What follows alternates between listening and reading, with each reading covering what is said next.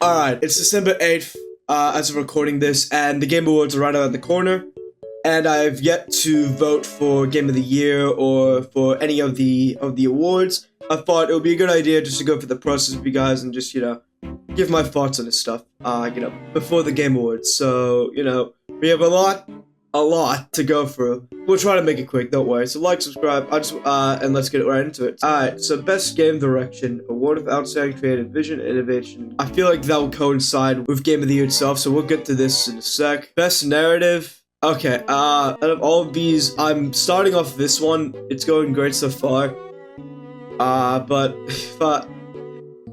I'm just voting for this one because for what I've played so far, Final Fantasy VII Rebirth actually has a really good story and reinvented the original classic into what it is today, and it's a really good story for what it is. I'm sure Silent Hill 2 and all of that are really good as well, but I haven't played them. Okay, Best Art Direction. Okay, well so far I have played these three games. I haven't played Never, but from the look of that alone looks sick as f. I don't know, I feel like that will win.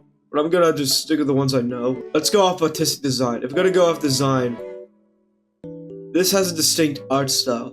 Like a good, anime-esque, style. And you can tell from the cover art, it just looks very holy. I'm gonna get back to this one. Best score and music. Okay, well, I haven't heard all the music from these two games. I'm sure they're great. I've played these two games to the fullest. Their music is good, but I started playing this game, and I haven't heard too much of the soundtrack, but going off that one song, you know the song I'm talking about, the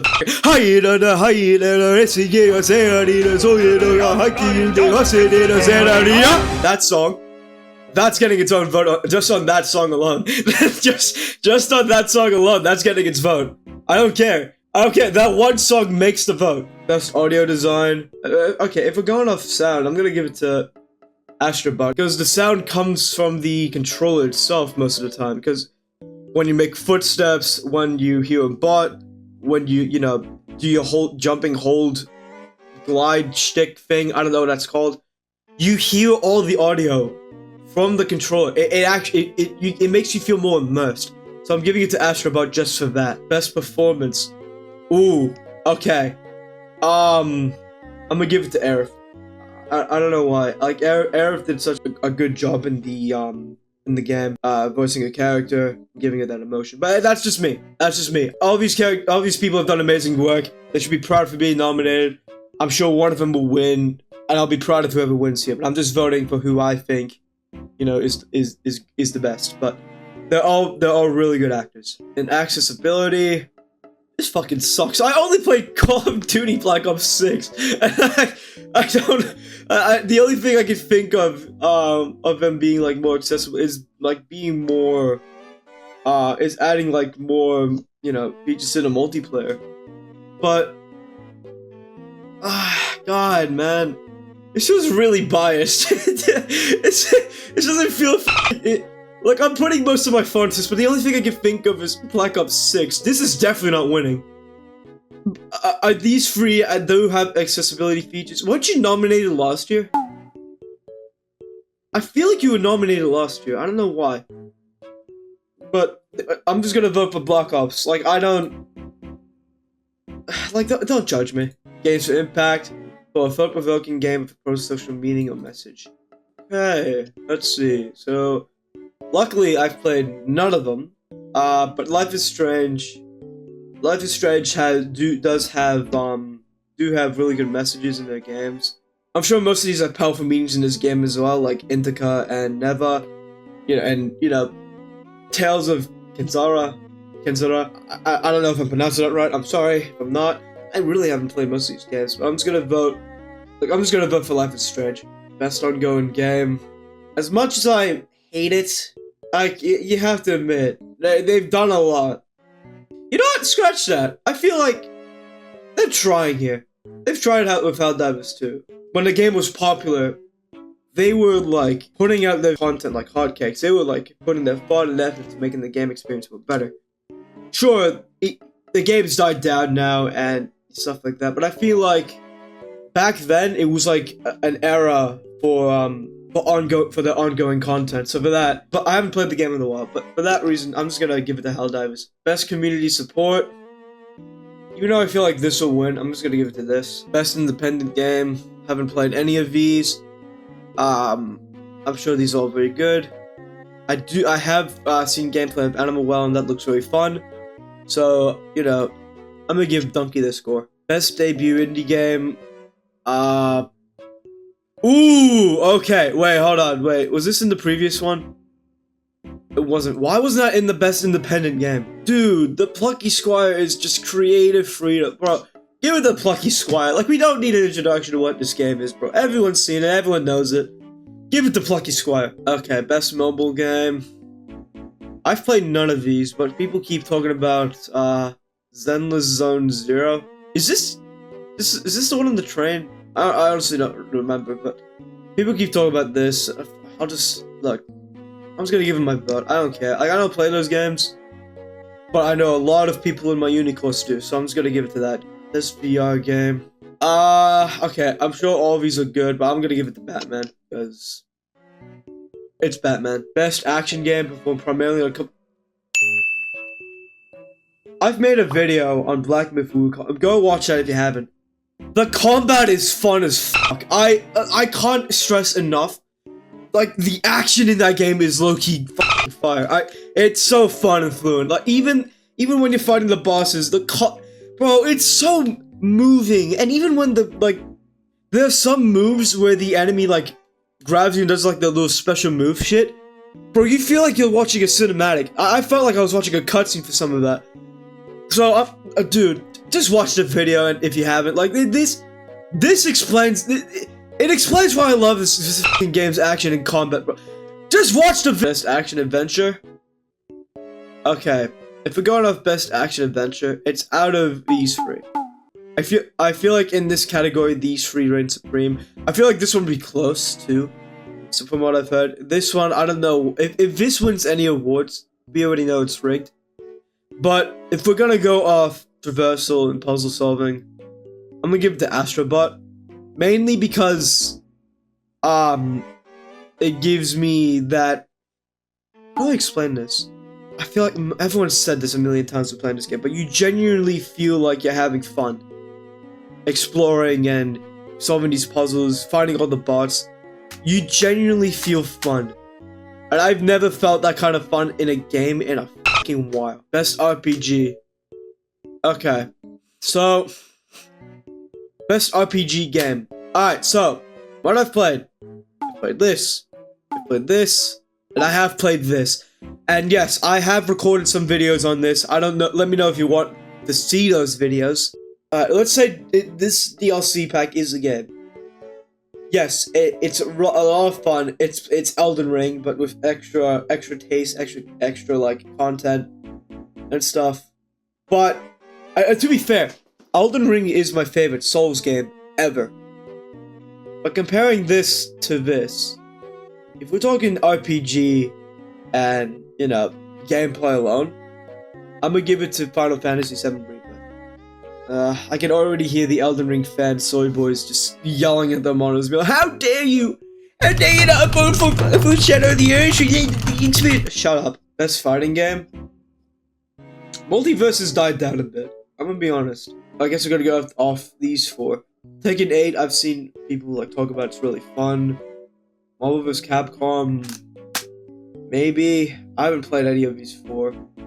From what I've seen of Dragon Ball Sparking Zero, it looks really fun, you know, and the characters seem really fun to play. So just for that, I'm just gonna give it to this.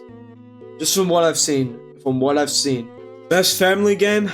Again, like, I feel like anyone will have fun with Astrobot, so I'm gonna give it to that. Best sim, I don't play sim games, but something about Unicorn Overlords is speaking to me, so I'm gonna vote for that. Best sports racing game, I've played none of these. 2K is winning an award regardless, because 3 out of the 5 contestants are just their games. So I don't, whatever. Let the 2K enjoy something fun. Best multiplayer. Does Warhammer have multiplayer? I haven't played the game, so I'm just, well, it's clearly in the category, so I guess it does. I haven't played this game, so And the only one I have played is yep. Oh, and Helldivers 2's multiplayer is fucking great. I didn't realize I was in there. Damn. Alright, I'm just gonna 1, 2, 3, 4, 5, 6, 7, 8, 9, you.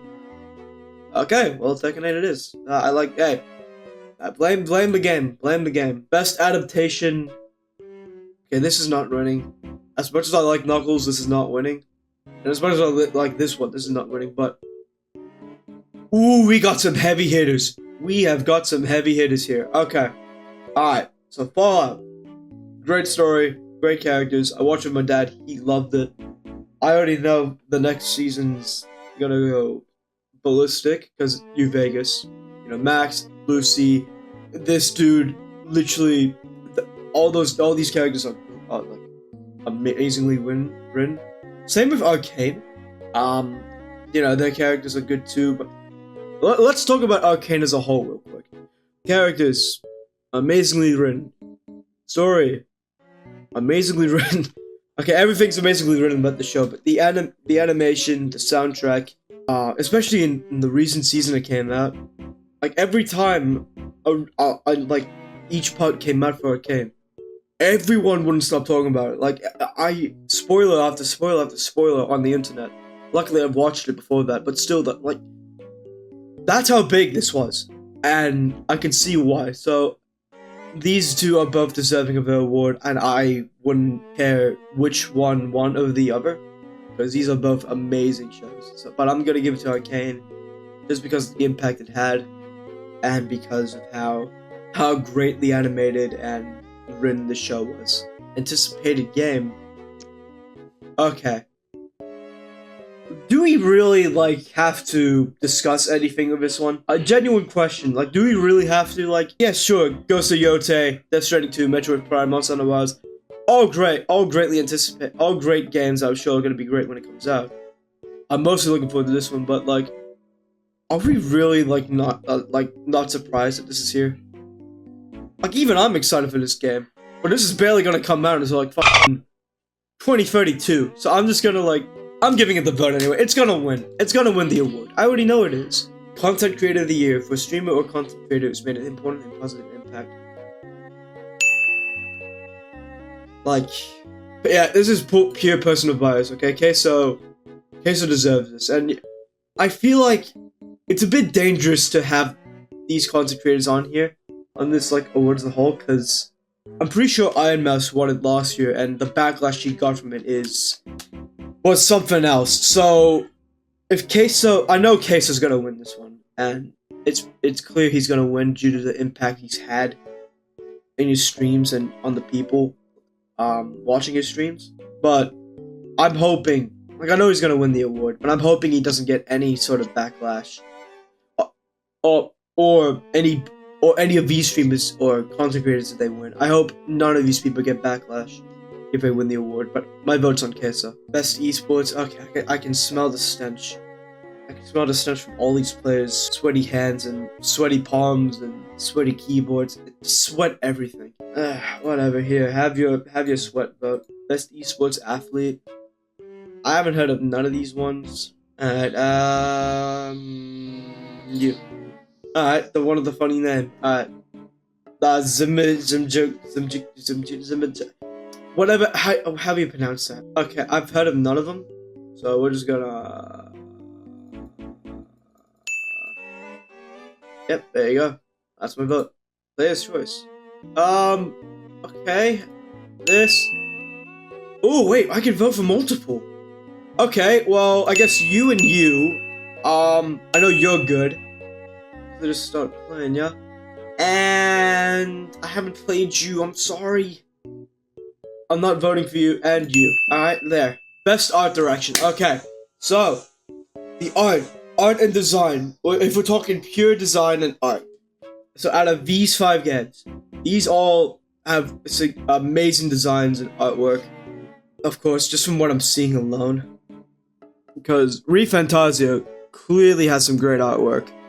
If we're talking design of the overworlds in both Black Myth Wukong and Elden Ring. Elden Ring has a bigger impact, and boss designs, both of them have pretty decently designed bosses. This is really hard. This is an actual hard thing to vote for, because all these three. I'm looking at these three in particular, the middle ones, because these have some amazing artwork and designs, bro. I just can't. It's hard to choose. It actually is. Elden Ring's boss fights, dude, they have some of the best designs for any of the bosses in Elden Ring ever. And even with Black Myth Wukong, the design of the world, sure, design of the worlds and bosses, sure, lackluster Elden Ring, still have great designs, representing its mythology. But if we're going off art direction, art design, and artwork, I'm sure Never's good too, but I haven't played it. But from what I'm seeing, it's looking great. Metaphor's artwork and UI, everything about the direction of its art design is similar to Persona in a way, clearly, but it has that distinct look and feeling. Like, you can tell what it is, if that makes sense. I feel like this would win because of its fan base. But in general, what I think has the best art in general in its game, I'm gonna give it to Metaphor. Alright, so creative vision. I'm not gonna lie to you. I'm thinking Astrobot, because the direction of its game, sure, it's a simple platform, but it still innovates its level design. And each level feels really unique than the last one. Even with the different power-ups that Astrobot gets, like the frog arms and the dog, they all give off a unique style of play to that level specifically, and the level is designed around the playstyle and movement of that animal's ability. So I'm leaning more towards that route. But if we're gonna go off direction stuff, these three do have great direction in the game.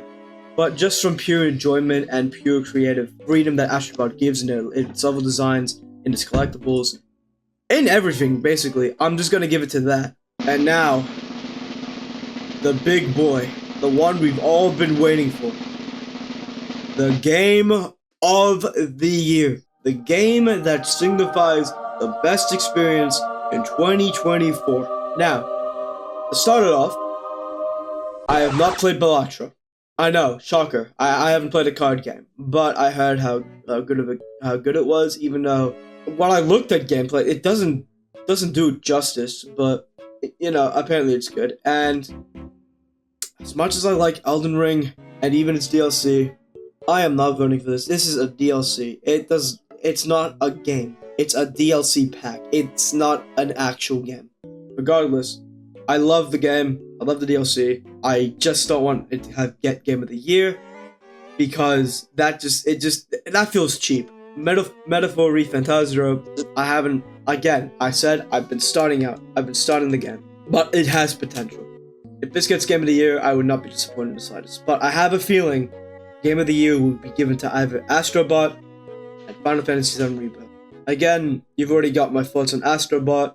It's literally just creative and gives off that fun feel that you barely get in games. Same with Final Fantasy VII Rebirth. Square Enix clearly cared about its characters, its story, and the game it wanted to tell. And the gameplay, yeah, sure, while it is somewhat the same as the original as Final Fantasy Remake, they did add a lot more features to make it more fun. And each character you play as has that specific feeling to them. Like whenever you play, Shocker, right? Different characters having different fighting styles and different movements. Damn, Shocker. Yeah, Cloud, Buster Sword. Yeah, very slow but strong. Yuffie, very fast but noble, but weaker attacks. Kate Sif, just a cat that spams magic attacks. Barrett, a guy with a gun. Understandable. But it gives off what RPG should be in this modern era, if that makes sense. They've added a lot more stuff to the game that makes it its own game. It doesn't feel like a remake or enough. It feels like its own thing. Story, its open world, locations, exploration, the collectibles, the game feels really new. It doesn't feel like it's continuing off a remade classic in a way. So it's a really hard decision to choose out of these two games. And if either or of these games win, I would be extremely happy with both of them. But let's think for a second. Did I feel anything slow in either of these games? Yes. With game progression, I felt it a bit slow with FF7 Rebirth just because the chocobo races and the minigame sections between like a couple of the chapters, they kind of slowed down the pacing a bit, and I kind of wanted to just get a move on with the game. Like, yeah, sure, they were optional, but I feel like in order to get like the better outcome and rewards in the game, you kind of had to play those minigames first in order to do so. And that kind of had a slowish like middle section for me. Like, I'm gonna be honest, I'm a bit of a perfectionist, and since I'm a perfectionist at these games and I kind of want the best outcome, I had to sit through it.